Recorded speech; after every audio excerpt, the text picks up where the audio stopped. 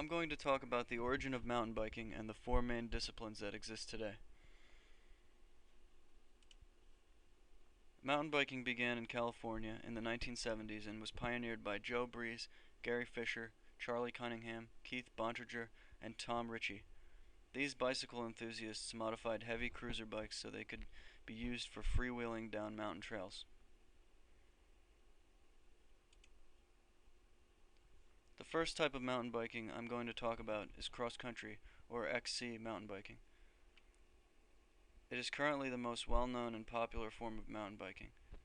This can be attributed to the fact that it is least extreme and the most accessible form of mountain biking.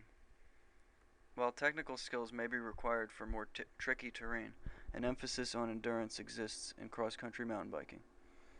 This type of riding can be performed on many types of terrain, including rough forest paths, desert, single track, double track, or fire roads. Cross-country mountain biking became an Olympic sport in 1996 and is a very competitive sport all around the world. It requires a lot of training and for one to be very physically fit. The average cross-country race can be anywhere from 20 to 30 kilometers long.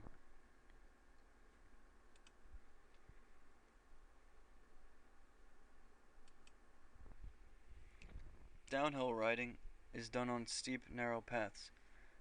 It can consist of anything from technical rock gardens to jumps and drops.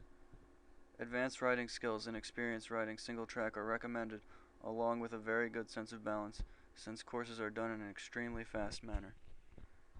It is a very dangerous and extreme sport. Because of this, it requires substantial protective gear. A full helmet resembling a motorcycle helmet is worn, along with full face protection. Knee, shin, elbow guards, a chest, shoulder, and back protector are also worn. Also, courses usually take about 2 to 5 minutes to complete.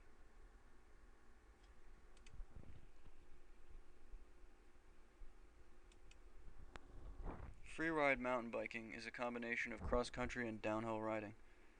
It is very technical since, in addition to the typical ascending and descending, stunts, jumps, and a variety of obstacles are incorporated into the riding. The term freeriding comes from snowboarding and is now used in other sports including skiing and windsurfing. The original concept was there was no set course or rules to abide by. Competitions in this form of riding exist, and riders are judged on how they handle each obstacle and the stunts they perform.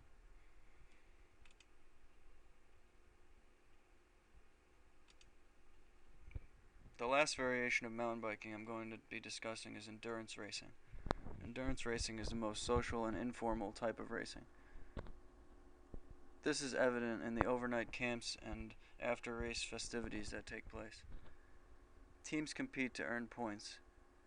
Navigation skills are sometimes required, where riders must use maps to find checkpoints.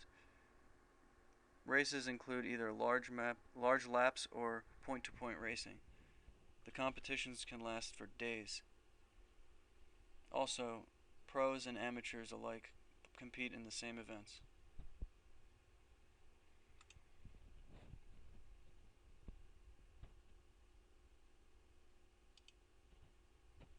The sport of mountain biking has evolved a lot since its introduction in the 1970s.